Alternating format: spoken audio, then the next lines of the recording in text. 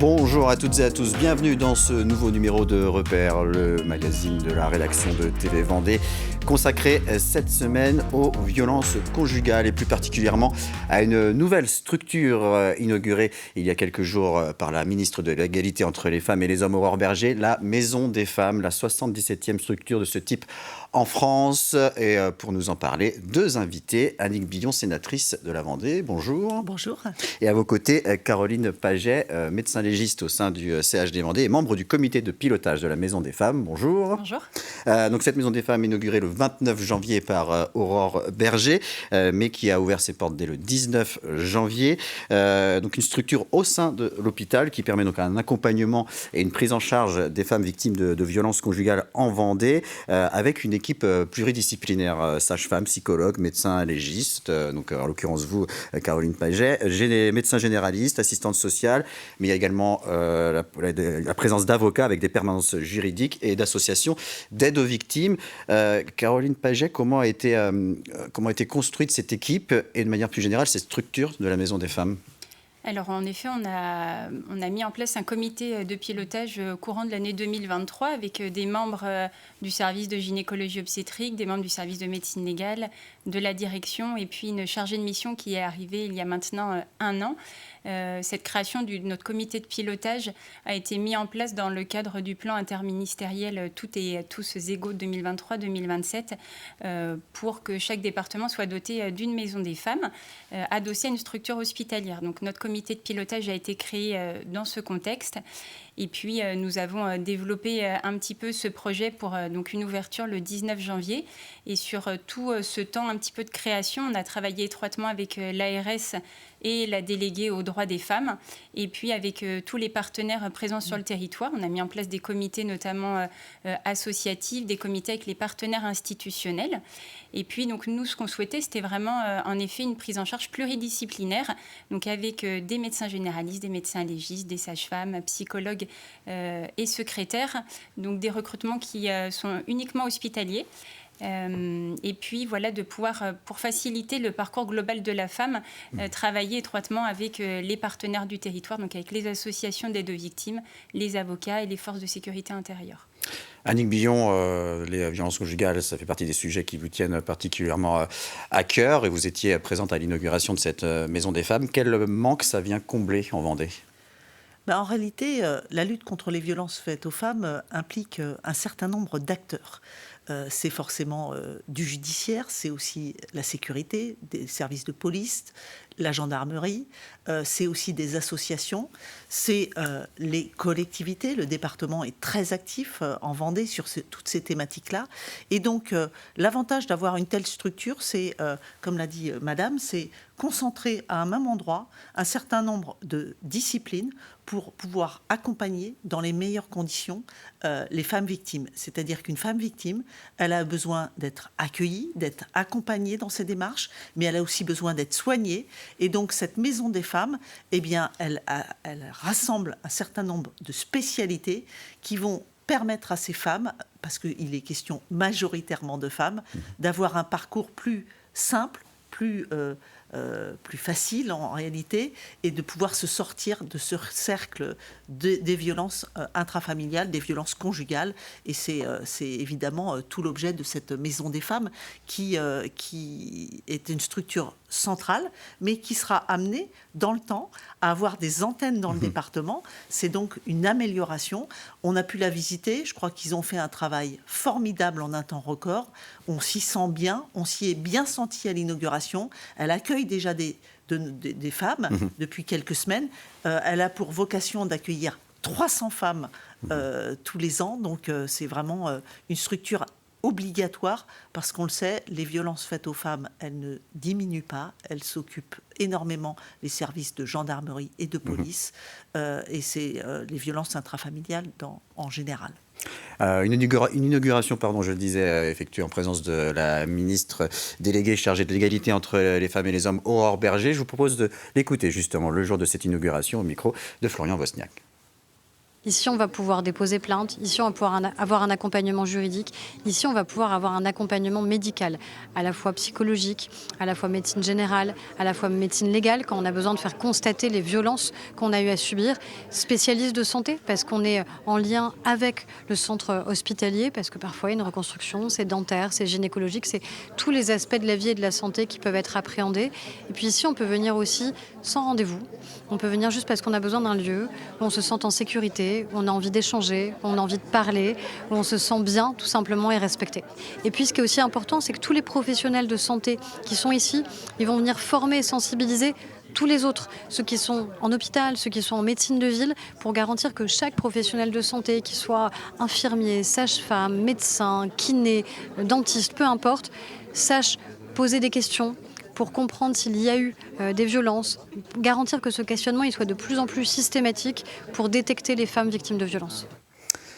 Cette Maison des Femmes donc, qui a ouvert ses portes dès le 19 janvier, Caroline Paget, comment se sont passées ces premières semaines ?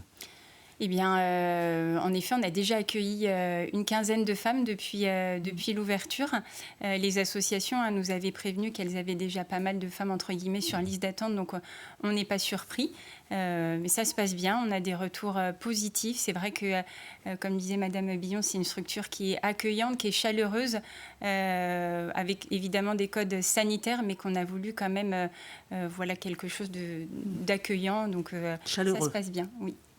Et on le sait, très souvent, ces femmes donc, qui vont venir vous voir ou qui vont vers les associations sont accompagnées d'enfants. Ça aussi, ça a été pris en compte particulièrement dans l'élaboration de cette Maison des Femmes, de pouvoir accueillir aussi correctement les enfants. Oui, c'est ça. On a vraiment réfléchi à... Donc, il y a un espace d'accueil et puis il y a un espace d'accueil dédié aussi pour les enfants.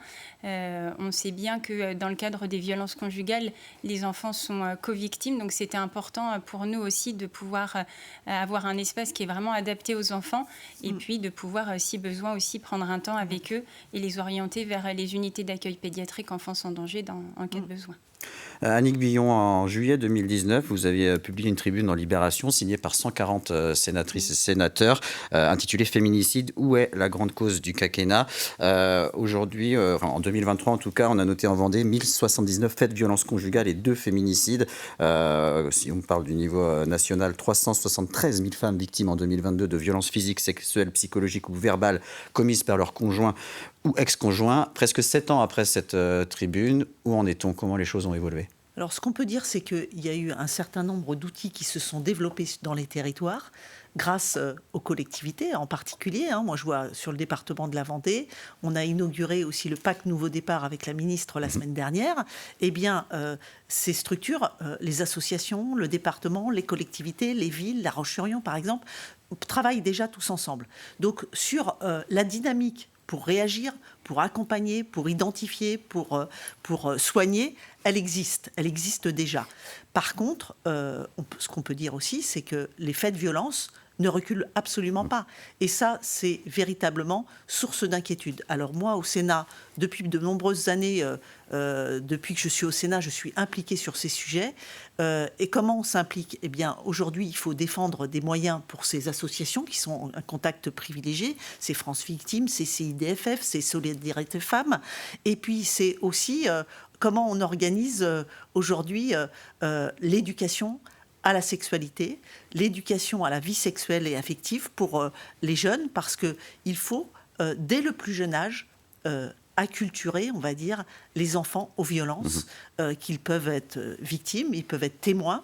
Et donc, on a ce travail d'éducation, on a ce travail aussi que j'avais mené avec la délégation lorsque je la présidais sur l'industrie de la pornographie. Aujourd'hui, on ne peut pas laisser l'industrie de la pornographie se développer comme elle se développe, être accessible aux jeunes mineurs, puisque un enfant sur 2 de 9 ans visionne ou a visionné des images pornographiques avec des stéréotypes de genre extrêmement graves, une image de la femme très dégradée. Ces enfants qui visionnent ces images pendant plusieurs années eh bien, le moment où ils vont avoir des rapports amoureux, des relations amoureuses, eh bien, ils vont imaginer que ce qu'ils ont vu dans la pornographie, c'est la vraie vie. Or, ce n'est pas la vraie vie. Donc, on a un travail d'éducation, de formation, de repérage aussi des difficultés. Et la tâche est immense. En Vendée, moi, je trouve qu'on est assez efficace, puisque lorsque la ministre a inauguré en préfecture le pacte Nouveau Départ, eh ben, elle l'a précisé, il y avait déjà 35 acteurs en Vendée qui travaillent ensemble. Alors oui, il y a eu le Grenelle de lutte contre les violences faites aux femmes, mais il ne faut surtout pas s'arrêter, il ne faut surtout pas s'endormir, parce que les violences, elles existent, et l'actualité nous le rappelle régulièrement.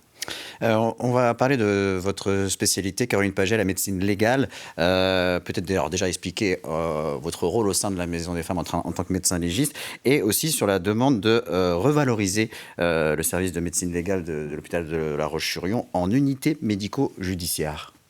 Alors, notre rôle en tant que médecin légiste, donc déjà nous sommes 3 à intervenir, c'est surtout un rôle d'appui, d'avis aux collègues sur des situations de violence. On participe également à un staff pluridisciplinaire, parce qu'on sait que les situations de violence, c'est des situations complexes, et on a besoin d'être plusieurs et de plusieurs spécialités pour pouvoir réfléchir sur ces situations et voir ce qu'on peut proposer au mieux. En effet, on souhaite une revalorisation de notre service. Il y a eu une réforme de la médecine légale en 2010 qui a permis un maillage territorial de la médecine légale avec différents niveaux. En Vendée, nous sommes réseau de proximité, donc ce qui fait que nous n'avons pas d'enveloppe budgétaire pour notamment recruter des professionnels médicaux et non médicaux, et ainsi permettre une permanence médico-légale. Et sans cette permanence médico-légale, on ne peut pas proposer l'ensemble des prestations, notamment le recueil de preuves sans plainte. Le recueil de preuves sans plainte, c'est une victime qui vient de subir une agression, qui ne souhaite pas encore déposer plainte. C'est pouvoir constater, pouvoir faire des prélèvements, prendre des photos et pouvoir les conserver au sein des établissements de santé. Ces dispositions, elles s'imposent aux établissements qui sont dotés d'une unité médico-judiciaire, ce qui n'est pas le cas donc, pour l'instant pour les hôpitaux de Vendée. Et donc sans cette revalorisation, nous ne pouvons pas en tout cas proposer cette prestation pour les victimes au sein des établissements de santé, mais également pour la Maison des femmes. Alors, je ne vais pas avoir le temps de vous faire réagir sur ce sujet, Annick Billon, parce qu'on arrive vraiment à la fin de l'émission, mais je sais que c'est un dossier que vous faites remonter en tout cas au Parlement, puisque c'est le garde des Sceaux qui prendra cette décision. En fait, la médecine légale, il faut savoir pour les auditeurs que, en réalité, c'est 80%, c'est sur des gens vivants. Qu'aujourd'hui, en Vendée, on a 0,8 ETP, quand des départements voisins ont 3 ETP. Donc, nous avons besoin de moyens. J'avais sollicité le garde des Sceaux, Éric Dupond-Moretti, et il faut encore les solliciter pour avoir suffisamment de moyens pour ce recueil de preuves qui est indispensable dans une procédure judiciaire. Vous avez été rapide, je vous en remercie. Pour terminer, peut-être rappeler un numéro, le 3919, destiné aux femmes victimes de tout type de violence conjugale, sexuelle ou sexiste. Un numéro gratuit et anonyme, accessible 24 heures sur 24 et 7 jours sur 7, qui s'adresse également à l'entourage des victimes. Merci beaucoup d'avoir participé à cette émission. Merci à vous de nous avoir suivis, et je vous dis à très vite dans un nouveau numéro de Repères. Merci.